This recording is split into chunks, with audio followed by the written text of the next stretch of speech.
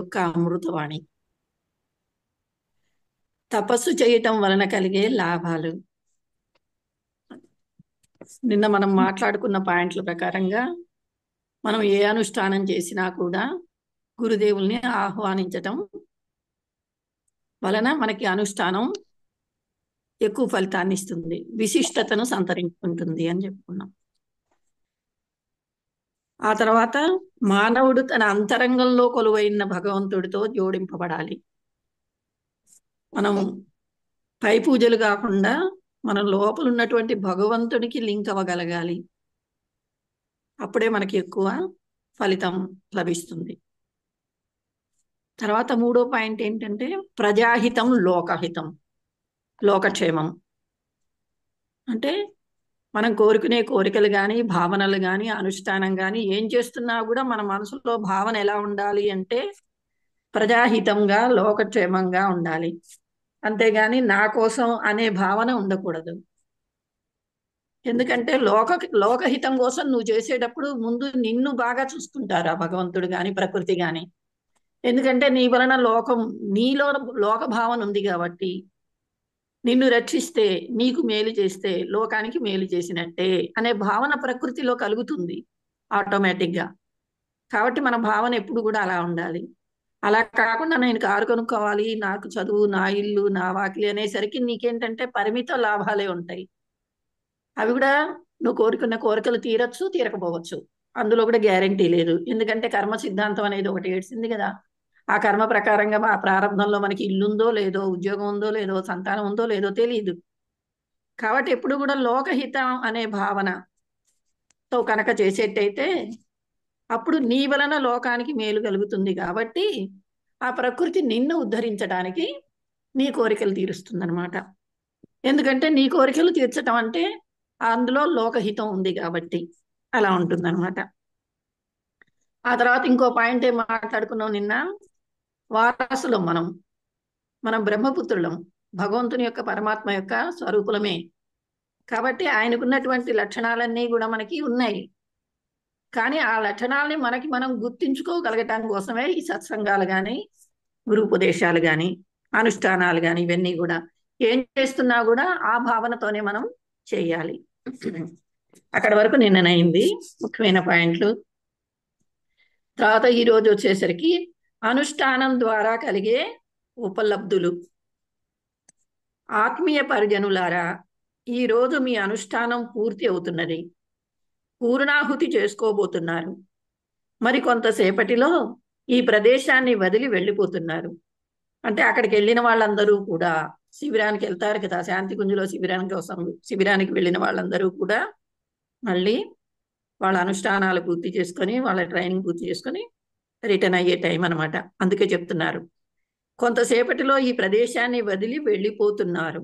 అయితే ఈ ఉపాసన వల్ల, అనుష్ఠానం వల్ల మీకు ఏమి లభించింది? ఏ ఏ వరాలను పొందగలిగారు? ఒక్కసారి మిమ్మల్ని మీరు మధించుకుంటూ లోతుగా ఆలోచించుకోండి.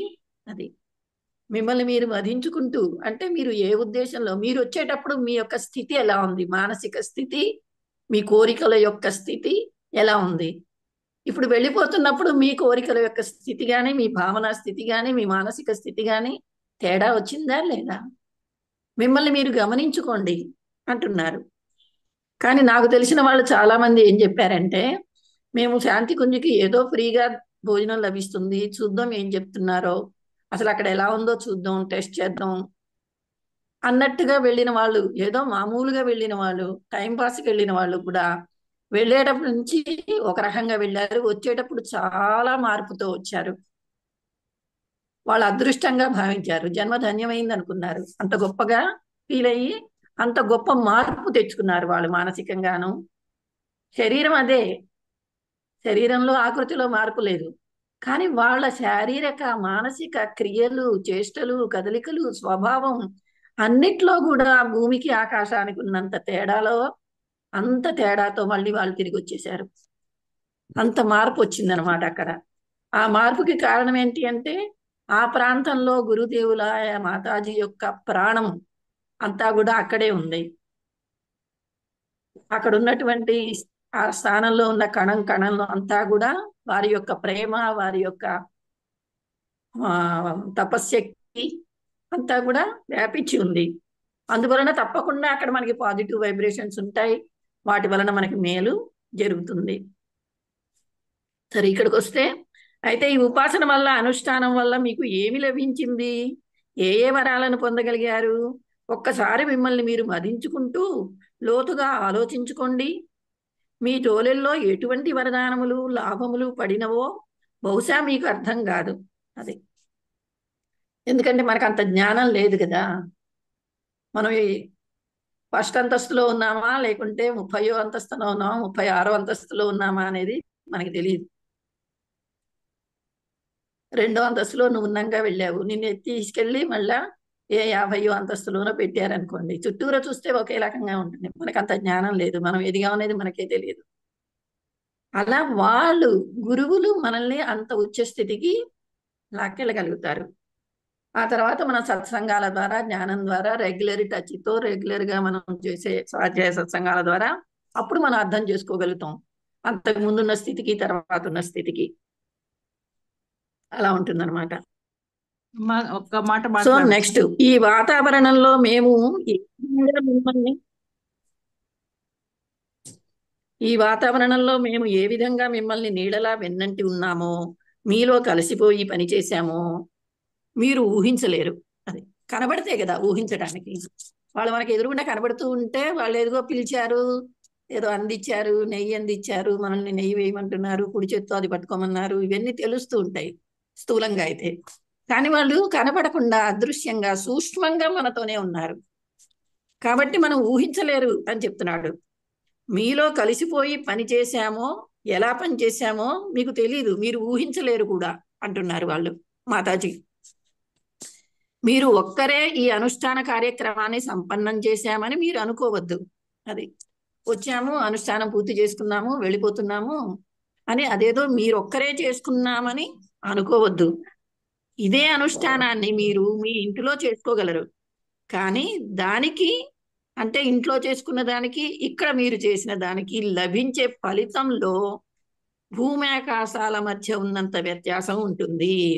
భూమికి ఆకాశానికి ఎంత దూరం ఉంది, ఎంత తేడా ఉంది, అంత తేడా ఉంది. మీరు ఇంట్లో చేసుకునే దానికి, మా దగ్గరకు వచ్చి ఇక్కడ అనుష్ఠానం చేసుకునే దానికి తేడా అంత ఉంది. సో ఫలితం కూడా అంత ఎక్కువగా ఉంటుంది అని చెప్తున్నారు. అది ఈ నేల యొక్క మహత్యం. అది అక్కడ నేల యొక్క మహత్యం, ఆ స్థానం యొక్క మహత్యం. ఈ నేలపై విశ్వామిత్రుడు తపస్సు చేశాడు. అది గురువు గారు తన కార్యక్రమం మొదలు పెట్టేటప్పుడు అందరినీ పిలిచారు కదా, ఋషులందరూ వచ్చారు, ఆహ్వానించారు ఆయన అందరినీ. అలా ఇక్కడ కూడా చెప్తున్నారు, ఈ నేలపై విశ్వామిత్రుడు తపస్సు చేశాడు. అలాగే ఈనాటి యుగ ఋషి అయిన పరమ పూజ్య గురుదేవులు కూడా ఈ నేలపై ఎంతో తపస్సు చేశారు. విశ్వామిత్రుడు లాంటి వాళ్ళు తపస్సు చేసిన భూమి, ఇంకా ముఖ్యంగా మన గురుదేవులు, పరమ పూజ్య గురుదేవులు కూడా ఆ స్థానంలో, ఆ నేలపైన ఎంతో తపస్సు చేశారు. కనుక అక్కడ ఆ స్థానం యొక్క మహిమ తప్పకుండా ఉంటుంది. మరి ఇచ్చట కోట్ల సంఖ్యలో జపం జరిగింది, ఇంకా జరుగుతూ ఉన్నది, ఇక ముందు కూడా జరుగుతుంది. అది కోట్ల సంఖ్యలో జపం జరుగుతూనే ఉంది ఇప్పటి వరకు, ఇప్పుడు కూడా జరుగుతూనే ఉన్నది, ఇక ముందు కూడా జరుగుతుంది, ఫ్యూచర్ కూడా. అది ఈ నేల యొక్క వాతావరణం యొక్క ప్రభావం. అది ఎవరు ఏ సమస్యతో ఇక్కడకు వచ్చినా చింత తొలగి శాంతిని పొందుతారు. అది గురుదేవుల ప్రాణం, మా ప్రాణం ఇక్కడి నేలలోని ప్రతి కణంలోనూ మిళితమై ఉండటమే దీనికి కారణం. అది ఎవరు ఎటువంటి బాధతో వచ్చినా, సమస్యతో వచ్చినా, చింత తొలగిపోయి, బాధలు తొలగిపోయి, సమస్య తొలగిపోయటానికి ఎక్కువ అవకాశాలు ఉన్నాయి. కాకపోతే మనం అంతటి శ్రద్ధతో, భక్తితో, నమ్మకంతో, విశ్వాసంతో ఆ స్థానానికి వెళ్ళి అక్కడ మనం ఏదైనా సాధన చేసుకోవచ్చు. జపం కానీ, మానసిక పూజలు ఉన్నాయి కదా మనకి, అలాంటివి ఏవైనా కానీ. ఎందుకంటే అక్కడ నేలలోని ప్రతి కణంలోనూ మిళితమై ఉన్నది గురుదేవుల ప్రాణం. ఇంకా మాతా అది ప్రాణం కూడా. అదే కారణం మనం అక్కడికి వెళ్ళి మళ్ళీ చింతలు తొలగించుకొని సమస్యలు తొలగించుకొని రాగలుగుతున్నాము అంటే దానికి కారణం వారి ప్రాణాలు, వారి తపస్సు యొక్క మహిమ మహత్యం శక్తి ఆ నేలలో ఉంది కాబట్టి. భగవంతుడే మీ ముందుకు వచ్చి మిమ్మల్ని అనునయించి ఎన్నో వరదానములు మీకు ప్రసాదించినా మీరు శూన్యంతోనే మిగిలిపోతారు. అది ఇక్కడ మాతాజీ చెప్తున్నారు. మిమ్మల్ని అనునయించి భగవంతుడే ప్రత్యక్షమయ్యి, నాయనా పుత్ర భక్త, నేను మెచ్చాను, నీ తపస్సుకి మెచ్చాను, నీ పూజలకి మెచ్చాను, నీకు వరదాలు ఇస్తాను కోరుకో అని చెప్పి భగవంతుడే ప్రత్యక్షమైనప్పటికీ కూడా మనకి చేత కాదు అడగటం. మీరు శూన్యంతోనే మిగిలిపోతారు. శూన్యంతోనే మిగిలిపోతారంటే ఏంటి? మనం అడగచ్చు, ప్రశ్నలు అడుగుతాం, కానీ ఎటువంటి ప్రశ్నలు అడుగుతాం? వేస్ట్ ప్రశ్నలు అడుగుతాం, పనికిరాని ప్రశ్నలు అడుగుతాం, అక్కర్లేని ప్రశ్నలు అడుగుతాం. చివరికి ఏమైంది? ఎక్కడ వేసిన గొంగళి అక్కడే ఉంది. అంటే మనం పై స్థితికి వెళ్ళలేకపోయాం. అలాంటప్పుడు దేవుడు ప్రత్యక్షమై లాభం ఏంటి మనకి? వరాలు ఇచ్చి లాభం ఏంటి?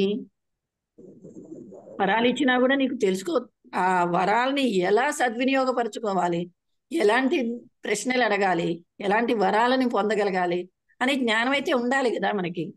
అటువంటి జ్ఞానం లేనప్పుడు ఇంకా దేవుడు ప్రత్యక్షమైనా కూడా ఏమీ చేయలేం. నిజానికి మనకి అడగటం చేతనైతే ఇప్పటికిప్పుడు కూడా మనకి అంతటి జ్ఞానం ఉంటే ఆ వరాల్ని మనం పొందగలుగుతాం. అదే అంటున్నారు మాతాజీ. మనకి చేత కాదు కాబట్టి, అట్టి జ్ఞానం లేదు కాబట్టి శూన్యమే మిగులుతుంది ఆ తర్వాత కూడా. అంటే ఆ వరాలని పొందిన తర్వాత కూడా చివరికి మనకి మిగిలేది శూన్యమే అంటున్నారు. ఎందువలన? అంతటి అజ్ఞానంలో ఉన్నాం కాబట్టి. కాబట్టి జ్ఞానం అనేది ఇంపార్టెంట్ ఫస్ట్. సరే, నెక్స్ట్ దానికి వస్తే భగవంతుడికి అంగములుగా మారండి. అది మాకు ఒక కథ గుర్తుకు వస్తున్నది. ఒక బ్రాహ్మణి వారి కుమారుడు ఉండేవారు.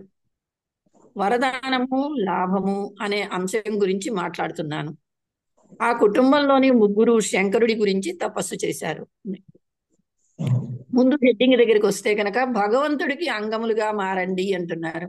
భగవంతుడికి అంగములుగా మారండి అంటే భగవంతుడు మనసులో ఏ పని చెయ్యాలనుకుంటే తన శరీరంలోని ఆ అవయవాల్ని వాడుకుంటారు. భగవంతుడు నీ దగ్గరికి రావాలనుకుంటే తన కాళ్ళని ఉపయోగించుకుంటారు.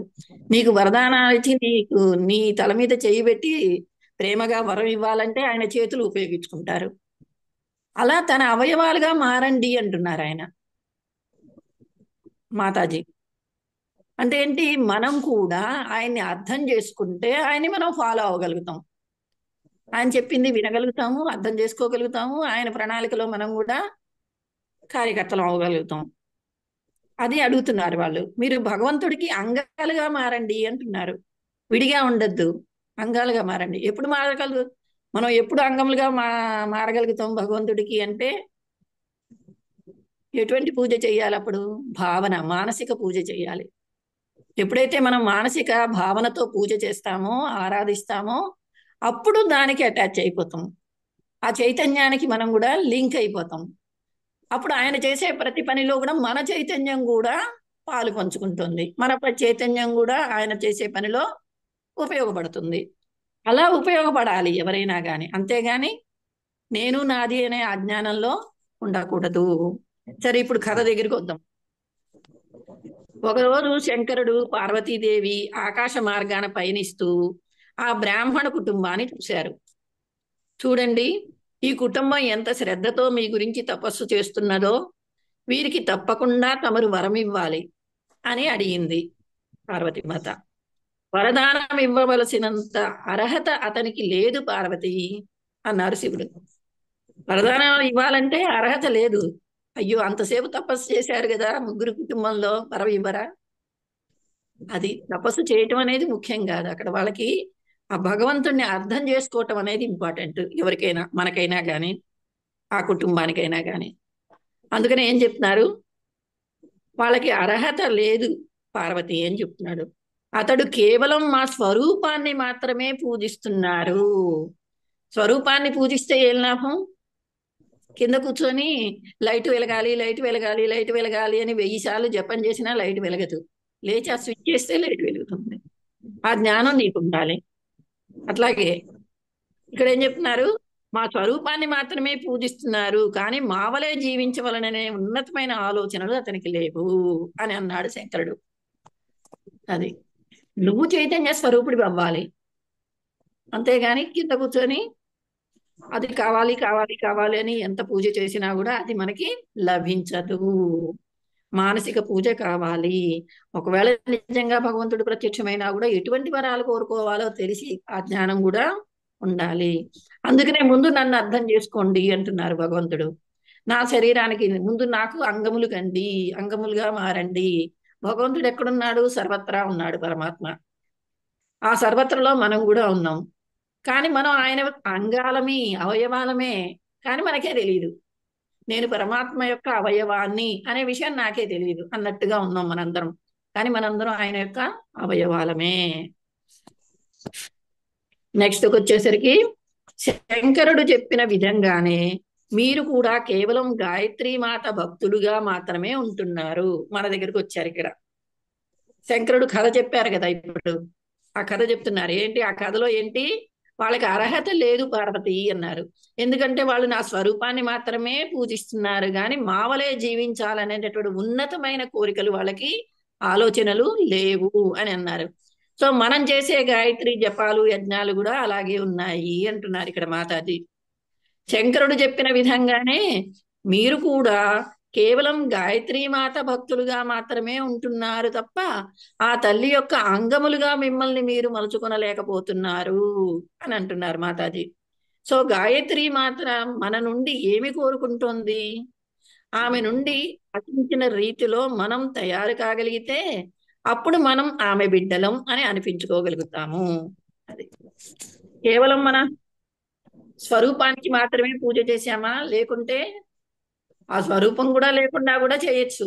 కానీ మనం దేన్ని భావన చెయ్యాలి అనేది తెలుసుకోకపోతే, నిన్న మనం చెప్పుకున్నాం కదా, మనం ఏ దేవతనైతే పూజిస్తున్నామో ఆ దేవతకి కావాల్సినటువంటి ఎస్టిడీలు, పిన్ కోడ్లు అన్ని తెలియాలని.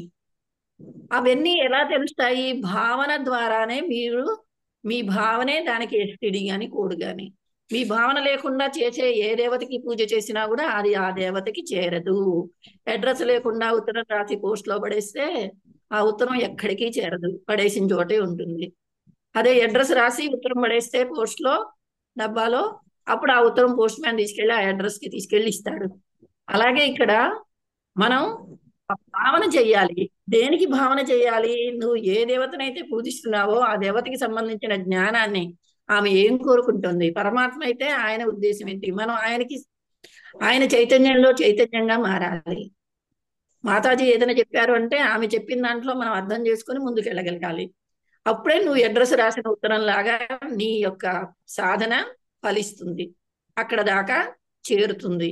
ఎక్కడికి చేరాలో, నువ్వు ఏ ఉద్దేశంతో అనుష్ఠానం చేశావో ఆ అనుష్ఠానం సఫలం అవ్వాలంటే ఆ ఉత్తరం మీద అడ్రస్ లాగా ఉండాలి. అడ్రస్ లేకపోతే మనకి వేస్ట్ అన్నట్టుగా ఉంటుంది అనమాట. కేవలం స్వరూపాన్ని మాత్రమే పూజ చేస్తే మనకి లభించే ఫలితం అంతే. సో అలాగే ఇక్కడికి వచ్చేసరికి గురువు గారికి శిష్యులు, మాతాజీ బిడ్డలుగా మీరు చెప్పుకొనగలుగుతారు. అప్పుడే, ఎప్పుడైతే మీరు అర్థం చేసుకుంటారో మాతాజీ గాయత్రి మాత నుండి మనం ఏం కోరుకుంటుంది, ఆమె మన నుండి ఆశించిన రీతిలో మనం తయారవగలిగితే అప్పుడు మనం ఆమె బిడ్డలం అనిపించుకోగలుగుతాము. అలాగే గురువు గారికి శిష్యులం అనిపించుకోగలుగుతాము. అలాగే మాతాజీకి బిడ్డలుగా చెప్పుకోగలుగుతాము. అది భావన చేయటం రాని వాళ్ళకి ఇవన్నీ కూడా ఉండవు. సో మీ లోపల ఆ స్ఫురణ, ఆ శక్తి, ఆ ప్రేరణ మొదలైనవి రానంత వరకు మీ లోపల భక్తి ఉన్నది అని ఎలా భావించగలుగుతాము? అది నువ్వు అడ్రస్ లేకుండా ఉత్తరం రాశావు, నువ్వు రాశావు అనేది ఎలా తెలుస్తుంది నాకు? అడ్రస్ రాస్తే నా దగ్గరికి లెటర్ వస్తుంది, వస్తే అప్పుడు నాకు తెలుస్తుంది. అలాగే నీ శక్తి, మానసిక శక్తి, నీ ప్రేరణ, మానసిక భావన ఇవేం లేకుండా నువ్వు చేశావు సాధన. అప్పుడు గురువు గారే అడుగుతున్నారు, మాతాజీ అడుగుతున్నారు. ఏమడుగుతున్నారు? అరే ఇవన్నీ లేకపోతే, ఈ ప్రేరణ, ఈ భావన, ఈ మానసిక శక్తి లేనంత వరకు మీ లోపల భక్తి ఉన్నది అని మాకు ఎలా తెలుస్తుంది? మేము ఎలా భావించగలుగుతాము అంటున్నారు. అంటే నీ భావనే వాళ్ళకి తెలియజేసే శక్తి. భావన లేకుండా మనం ఏం చేసినా కూడా ఏ దేవుళ్ళు దేవతలు గురువులు ఎవరు కూడా నీకు సహాయం చేయలేరు. అది అంటున్నారనమాట. ఏమంటున్నారు, మీ లోపల భక్తి ఉన్నది అని మేము ఎలా భావించగలుగుతాము అని అడుగుతున్నారు. చూసారా, ఎలా భావించగలుగుతావు నీలో భక్తి ఉందని? ఎప్పుడు తెలుస్తుంది నీలో భక్తి అనేది? నువ్వు భావన, నువ్వు ఫీల్ అవుతుంటే ఆ ఫీల్ బయటకు వస్తుంది.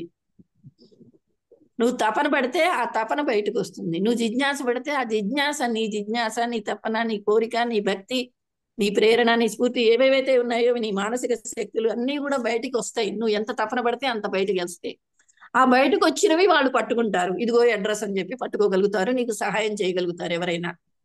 లేకపోతే వితౌట్ అడ్రస్ లాగే ఉంటుందన్నమాట చేసే పని.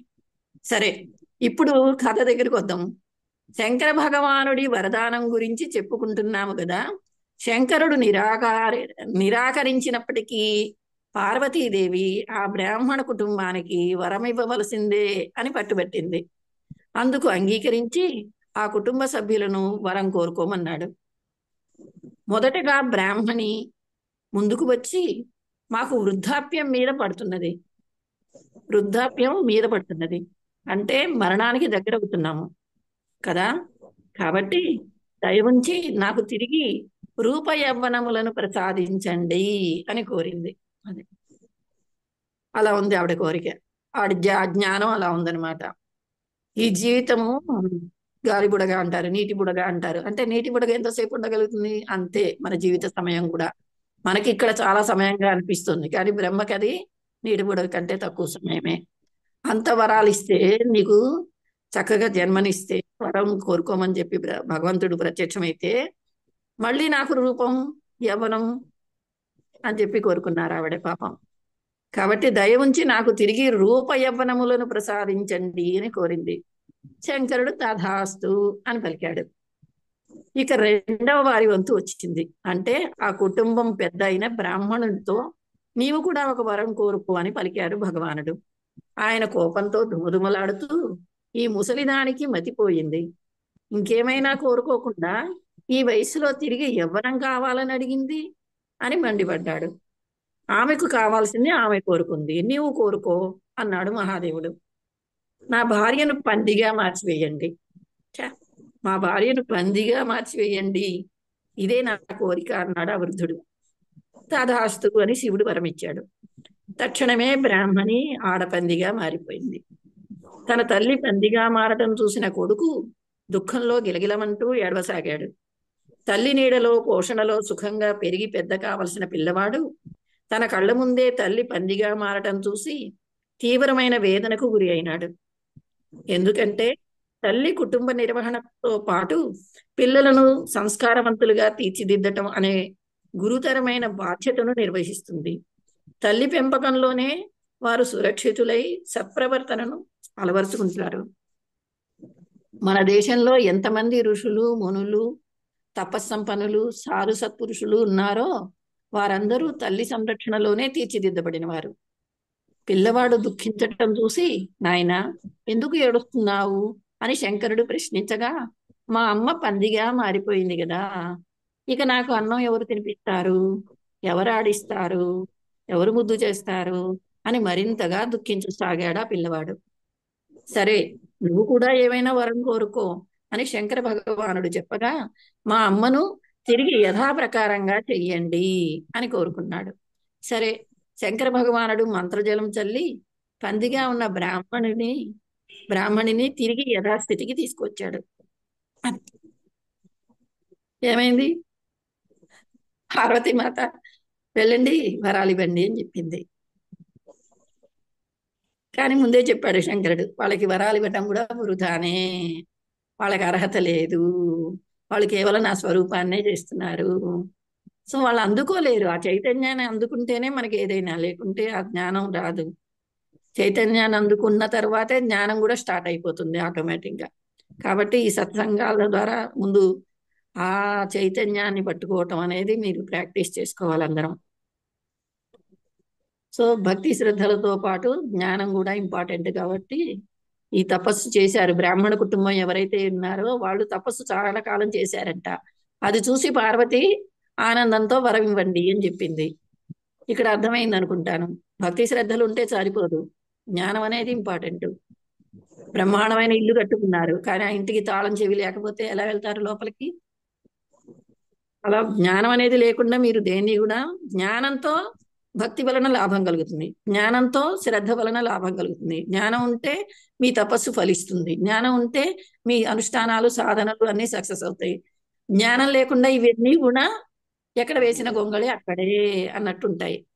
కాబట్టి సత్సంగాలు లేకపోతే జ్ఞానం, లేనిచో ఫలాలు కూడా అలానే. సత్సంగాల వలన జ్ఞానం సంపాదించాలి. సరే, నెక్స్ట్ దేనికి వస్తే, ఇప్పుడు ఏమైంది? ముగ్గురికి వరాలు లభించినాయి, కానీ వట్టి చేతులతో తిరిగి వెళ్ళారు. వాళ్ళ జీవితాలలో ఎలాంటి మార్పు కలగలేదు.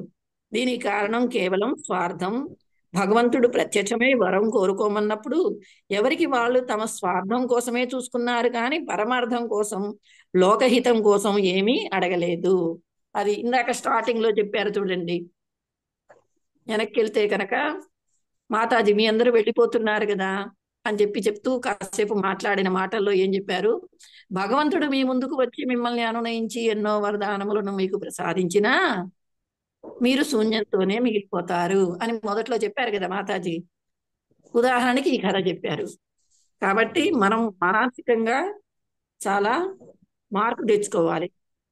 మన ఆలోచనలన్నీ కూడా దృష్టికోణాన్ని మార్చుకొని సరైన దిక్కుకి ప్రయాణించాలి మనం. ఇక్కడ చెప్తున్నారు, ఏం చెప్తున్నారు చూడండి. స్వార్థంగా ఉండకూడదు. మనం చేసే సాధనలు చెప్పుడు మన భావనలు కేవలం స్వార్థం అనే దాంతో ఉండకూడదు. భగవంతుడు ప్రత్యక్షమై వరం కోరుకోమన్నప్పుడు ఎవరికి వాళ్ళు స్వార్థం కోసమే చూస్తున్నారు, కానీ పరమార్థం కోసం, లోకహితం కోసం ఏమీ అడగలేదు. నిన్న జరిగినటువంటి ఆ బాక్స్ లో నిన్న మనం ఏదైతే చదివామో ముఖ్యమైన పాయింట్లు, అందులో కూడా ఈ పాయింట్ ఉంది చూడండి. స్వార్థం కోసం కాకుండా, నా కోసం నేను అనే దానికోసం కాకుండా, పరమార్థం కోసం, ప్రజాహితం కోసం, లోకహితం కోసం అని నిన్న చెప్పుకున్నాం కదా. అదే చెప్తున్నారు ఇక్కడ మాతాజీ మళ్ళా. లోకహితం కోసం మీరు ఏమీ అడగలేదు, అడగాలి. కేవలం స్వార్థం కోసం కాదు, పరమార్థం కోసం. అప్పుడు వెళ్తేనే, లోకహితం కోసం నువ్వు వెళ్తేనే ఆ లోకంలో నువ్వు కూడా ఉన్నావు, కాబట్టి నీకు కూడా మేలు జరుగుతుంది. నాకు మేలు జరగాలి అంటే లోకాన్ని అంతా వదిలేసి నిన్ను ఎవరు ఉద్ధరిస్తారు? ఉద్ధరించరు. కాబట్టి ప్రజాహితం, లోకహితం, లోక కళ్యాణం అనే భావనతో మనం ఏ సాధన చేసినా కూడా ఆ సాధనలో మనకి కూడా తప్పకుండా ఫలితం లభిస్తుంది. అందుచేతనే వట్టి చేతులతో తిరిగి వెళ్ళారు వాళ్ళు. అదే ప్రజాహితం కోసం, లోక కళ్యాణం కోసం ఏమైనా కోరుకుని ఉంటే భగీరథుడి వంటి కోవలోకి చేరేవారు. ఆ బ్రాహ్మణ కుటుంబంకి అటువంటి తెలివి లేదు కాబట్టి, ప్రజాహితం, లోకహితం అనే జ్ఞానం లేదు కాబట్టి వాళ్ళు ఒట్టి చేతులతో తిరిగి వెళ్ళిపోయారు. అంటే వాళ్ళు తపస్సు చేశారు, పార్వతి మెచ్చారు, శంకరుడు వచ్చాడు, వరాలు ఇచ్చాడు, తిరిగి ఎక్కడ వేసిన గొంగళి అక్కడే అన్నట్టుగా కూడా మళ్ళీ ఆ వరాలన్నీ కూడా వృధా అయిపోయినాయి. తిరిగి ఒట్టి చేతులతోనే వెళ్ళిపోయారు. అదే కనుక వాళ్ళు జ్ఞానంతో ప్రజాహితం అని చెప్పి, లోక కళ్యాణం అని చెప్పి కోరుకొని ఉంటే చాలా గొప్ప స్థితికి వెళ్ళేవాళ్ళు. ఏ విధంగా అయితే భగీరథుడి వంటి కోవలోకి చేరేవారు. భగీరథుడు తన తపస్సు చేశాడు, మొత్తం తపశ్శక్తినంతా కూడా లోక కళ్యాణం కోసం వెచ్చించారు. అలాగే ఈనాటికి ఆయన్ని మనం స్మరించుకుంటున్నాం. విశ్వామిత్రుడు, పరశురాముడు వంటి మహనీయులందరూ కూడా తమ జీవిత కాలమంతా తపస్సు సాధనలు చేసి ఆ తపఫలాన్నంతటినీ విశ్వ కళ్యాణం కోసం ధారపోశారు. గొర్రెల గుంపులో పడి వెళ్లే వారికి ఋషుల సహకారం అందించరు. అది గొర్రెల గుంపులో పడి వెళ్లే వారికి, గొర్రెల గుంపులో పడి వెళ్లే వాళ్ళకంటే ఆ గొర్రెలు ఆలోచించవు. ముందు గొర్రెలు ఎటుపోతుంటే వెనక గొర్రెలు కూడా అటే వెళ్తుంటాయి, కానీ వాళ్ళు విచారణ అనేది గొర్రెలకు ఉండదు. కాబట్టి మనం మనుషులం కదా, జనాలందరూ వెళ్తున్నారు కాబట్టి వాళ్ళ వెనక నేను వెళ్తున్నాను అనేది కాదు. నీ బుర్రతో, నీ మనసుతో నువ్వు విచారణ చెయ్యాలి. వివేకం ఉండాలి, విచక్షణ జ్ఞానం ఉండాలి. ఆ వివేక జ్ఞానంతో విచారణ చేసే వాళ్ళ మార్గంలో ఋషులు కనుక వెళ్తూ ఉంటే మిమ్మల్ని కూడా కలుపుకుంటారు, మీకు కూడా సహాయం చేస్తారు. అలా కాకుండా గొర్రెల గుంపులో వెళ్తూ ఉంటే ఆ గుంపు మధ్యలోంచి నిన్నెవడు లాక్కొచ్చి నీకు హెల్ప్ చెయ్యరు. కాబట్టి ఎవరికి వాళ్ళు భావన చేసుకుంటూ స్పెషల్ గా తానకి తానుగా విచారణ చేసుకోవటం అనేది నేర్చుకోవాలి. అది సో ఇక్కడ ఏం చెప్తున్నారు, గొర్రెల గుంపులో పడి వెళ్లే వారికి ఋషుల సహకారం అందించరు, వారు పయనించే మార్గం వేరుగా ఉంటుంది. చేప సముద్రంలో ఈదుకుంటూ తన దారిని ఏర్పరచుకుంటూ ముందుకు సాగిపోతూ ఉన్నట్లు. చేపకి ఏమి అడ్డుండవు, చేప టప టప టప టప తన నీళ్ళన్ని పక్కకి జరిపేసుకుంటూ తన దారి తానుకు ముందుకెళ్ళిపోతూ ఉంటుంది. అలాగే ఋషులు కూడా తమ జీవితంలో ఎలా వెళ్తారు అంటే, అలాగే చేపలాగానే ముందు వెనకలతో సంబంధం లేకుండా తమ దారిని చూసుకుంటూ చూసుకుంటూ ముందుకెళ్ళిపోతారు. సూర్య చంద్రుల వలె ప్రకాశిస్తారు, ప్రపంచానికి ప్రకాశాన్ని పంచిపెడతారు, ఒక దిశను ప్రసాదిస్తారు. అది. సో మనం కూడా ఋషుల వలె సాగిపోవాలి. అంటే మన ప్రయాణం కూడా అటు ఇటు కాకుండా చూడొచ్చు, అటు ఇటు చూడొచ్చు, కానీ మన లక్ష్యం ఎటుండాలి, మనం వెళ్ళే మార్గంలోనే లక్ష్యం ఉండాలి. అటు వెళ్తూ దారిలో మనకి అడ్డొచ్చిన వాటిని నెమ్మదిగా, గౌరవంగా, ప్రేమగా, ఎందుకు ఎవరు అడ్డొస్తారు, మన బంధాలే మనకు అడ్డొస్తాయి. మన స్నేహితులు కానీ, మన కుటుంబం వాళ్ళు కానీ, మన సమస్యలు కానీ, మన ఆరోగ్యాలు అనారోగ్యాలు, ఇవే మనకి అడ్డొచ్చేది. సో ఇటువంటి మన అజ్ఞానం ముఖ్యంగా. సో అజ్ఞానం అనేది ఫస్ట్ ఇంపార్టెంట్. సో వీటన్నిటిని తొలగించుకుంటూ మనం ముందుకు వెళ్తేనే దేన్నైనా సాధించగలుగుతాము. రైట్. జై గురుదేవ్.